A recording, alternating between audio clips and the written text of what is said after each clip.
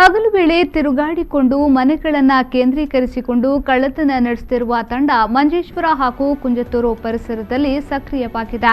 ಜನ ವಾಸವಿಲ್ಲದ ಮನೆಗಳನ್ನು ಪತ್ತೆ ಹಚ್ಚಿ ಬೀಗಗಳನ್ನು ಮುರಿದು ಕಳವು ನಡೆಸುತ್ತಿರುವ ತಂಡ ವ್ಯಾಪಕವಾಗಿದೆ. ಸಂಶಯಾಸ್ಪದವಾಗಿ ತಿರುಗಾಡುತ್ತಿರುವವರನ್ನ ಕಂಡರೆ ಕೂಡಲೇ ಪೊಲೀಸರಿಗೆ ಮಾಹಿತಿ ನೀಡುವಂತೆ ಕೋರಲಾಗಿದೆ. ಇದೀಗ ಕುಂಜತ್ತೂರು ಪದವು ನಿವಾಸಿ ಅಹಮದ್ ಬಾವಾ ಎಂಬುವರ ಮನೆಯ ಬೀಗ ಮುರಿದು ಒಳನುಗ್ಗಿದ ಕಳ್ಳರು ಕಪಾಟುಗಳನ್ನು ಚಲಾಪಿಲಿಗೊಳಿಸಿ ಅದರೊಳಗಿದ್ದ ಬೆಳ್ಳಿ ಆಭರಣ ಹಾಗೂ ನಗದನ್ನು ಕೊಂಡೊಯ್ದಿದ್ದಾರೆ. ಕುಟುಂಬ ಹಳೆಯ ಮನೆಯಿಂದ ಹೊಸ ಮನೆಗೆ ತೆರಳಿ ಬರುವ 1.5 ತಾಸಿನೊಳಗೆ ಕಳ್ಳರು ಈ ಕೃತ್ಯವನ್ನು ನಡೆಸಿದ್ದಾರೆ. ಮಂಜೇಶ್ವರ ಪೊಲೀಸರು ಸ್ಥಳಕ್ಕಾಗಮಿಸಿ ಪ್ರಾಥಮಿಕ ತನಿಖೆ ನಡೆಸಿ ಅಲ್ಲಿ ಪತ್ತೆಯಾದ ರಾಡ್ ಅನ್ನು ಕೊಂಡು ಹೋಗಿದ್ದಾರೆ.